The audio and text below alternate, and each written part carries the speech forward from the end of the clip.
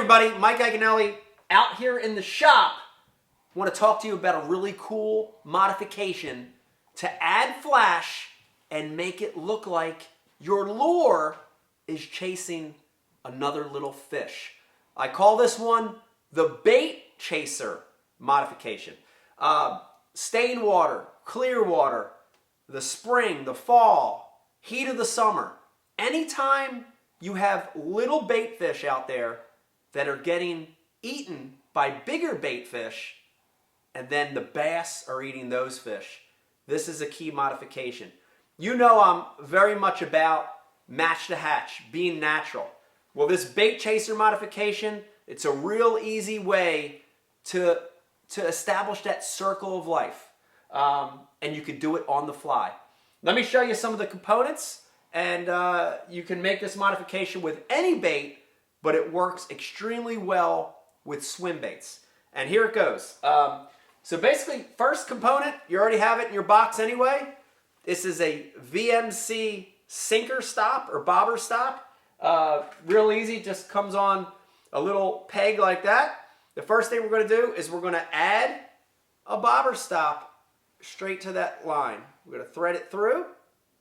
You're going to get that bobber stop. You're going to pull it off on the line, okay? Just like you were doing a Texas rig. So there's your first bobber stop. The next component, a blade, a spinnerbait blade. Take a blade off your favorite spinnerbait or fish head spin or whatever. I like to use sizes from about a 3 to a 5. This happens to be a number 3 silver willow. But the great thing about these blades is you can carry them in different sizes, different colors to match the really little bait fish. So this is a number 3 silver willow.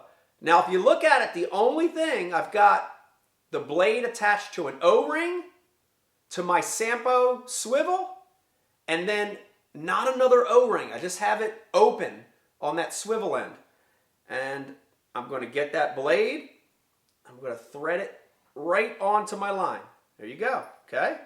So now I have that, you see that bobber stop that's inhibiting the movement of that blade. Then I'm going to go back to my bobber stops, and I'm going to add a second bobber stop. Once again, I just go through that little wire, pull the stop onto the line. Now I'm going to bring that down so it's has that blade affixed, right? So now that blade is positioned. Look at the great thing about it. I could slide it down. I could move it around a lot. So it's real easy to change on the fly. And then last but not least, you're going to add your bait. This works for any bait, but it's great for swim baits. Little tiny soft swim baits, medium size, even giant hard baits, hard swim baits. It's just as good. And I'm going to get my swim bait. I'm going to tie that on there real quick. Okay. And now, get my Gerber scissors here real quick, cut that tag. So now here's the essence of this rig. I want to show you. So now instead of just throwing this 5-inch hollow belly swim bait, now I've added a blade ahead of it. And if you look at what that's going to do in the water, it's going to look like a little tiny bait fish being chased by a bigger forage fish, and then those bass that you're hunting are going to eat this thing. It's so natural. Clear water, stain water, spring, fall, summer, when the fish are schooling. This is a great modification. The other great thing, you could adjust that blade. Look at that. Get a little closer to the bait.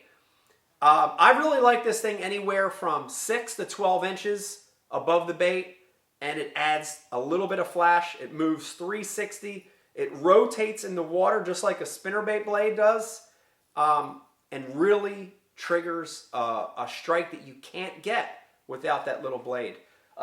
Let's take a look at it in the tank, and I'll show you how awesome this rig looks. You're going to see that this thing's going to look exactly like a forage fish chasing a little bait.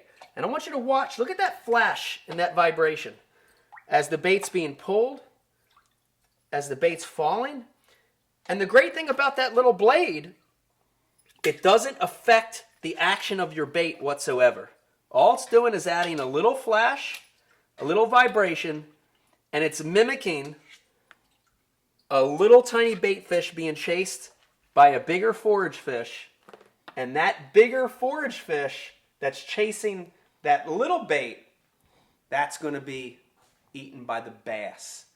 This is called the bait chaser. If you want to look real and you want to look natural, try this little modification. Super easy to do on the water, super easy to do on the fly, and it's the circle of life. Give it a try. It's the bait chaser. Mike Iaconelli, out here in the shop.